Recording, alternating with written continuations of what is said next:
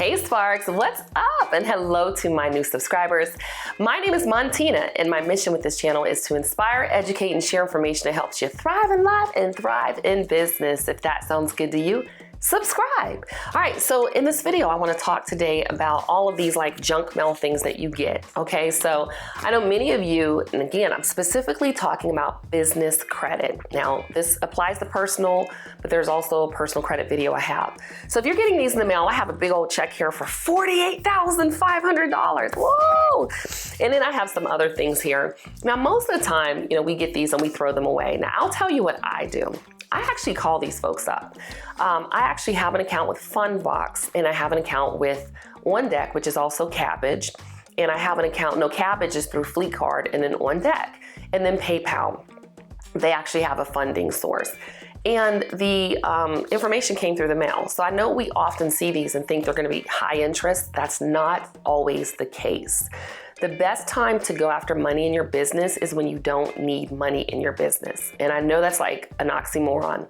Here's the thing. If you can generate at least $10,000 a month in your business for 3 months consistently, that's the time to try and go after capital. And typically with these type of funding sources, when they're soliciting you in the mail, you're already pre-approved. But oftentimes, yes, they are absorbent interest rates, but not always.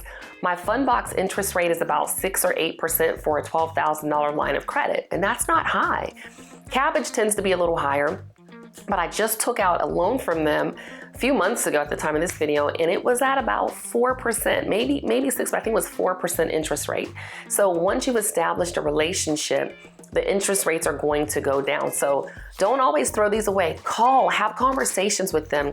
Start really understanding lines of credit, loans, interest rates, time and length of the loan, so that when you're ready to finally have the conversations and go after the capital, you're intelligent with the conversation. So I hope that helps. Again, sometimes they're high, but not always. So pick up the phone, make a call. Now, if they're going to ask to pull your credit report and you're not ready, don't get the hard inquiry, because it is going to decrease your credit scores on your personal side by about 2 points. And you don't want to do that if you're not really ready and serious to go after capital.